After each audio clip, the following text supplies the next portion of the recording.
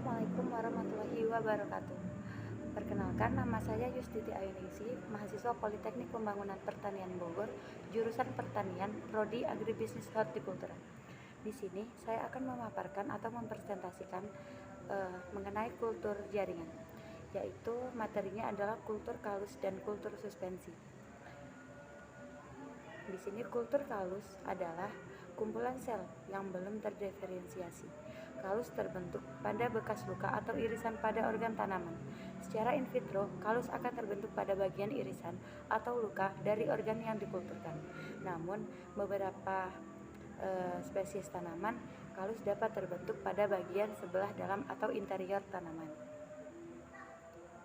Berikut adalah tahapan kultur kalus. Ketika tanaman dilukai, maka kalus akan terbentuk akibat selnya mengalami kerusakan dan terjadi autolisis atau pemecahan. Dan dari sel yang rusak tersebut dihasilkan senyawa-senyawa yang merangsang pembelahan sel di lapisan berikutnya sehingga terbentuk gumpalan sel-sel yang terdiferensiasi.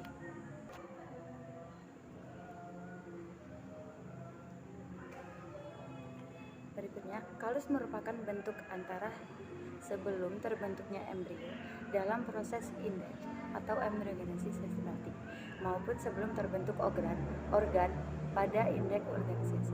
Kalus juga merupakan bahan stok untuk kultur suspensi. Kultur suspensi merupakan metode perbanyakan tanaman dengan mengembangkan sel embryogenik tanaman pada media cair dengan pemberian hormon yang sesuai. Kalus yang sudah memasuki fase koleoptilar kemudian dipindahkan pada media suspensi. Berikut adalah perbedaan kultur suspensi dan kalus.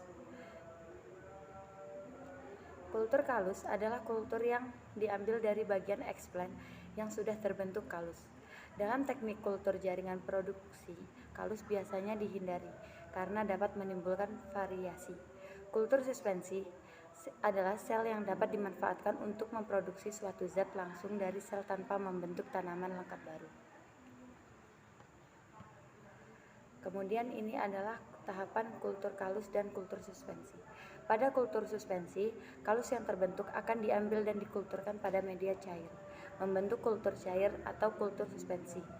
Kalus yang remeh dengan mudah lepas membentuk kultur sel. Kalus yang remeh mudah lepas dan membentuk kultur sel. Kultur sel dilakukan dengan agitasi atau penggoyangan untuk suplai oksigen.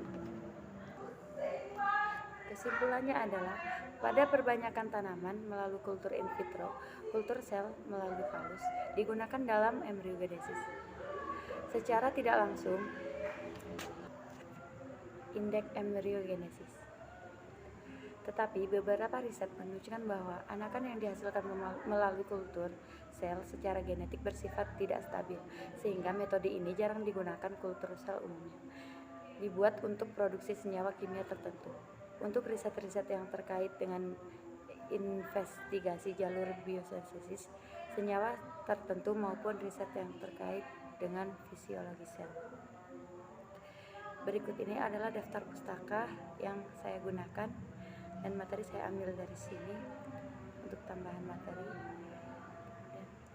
Baik, hanya ini yang dapat saya sampaikan. Wassalamualaikum warahmatullahi wabarakatuh.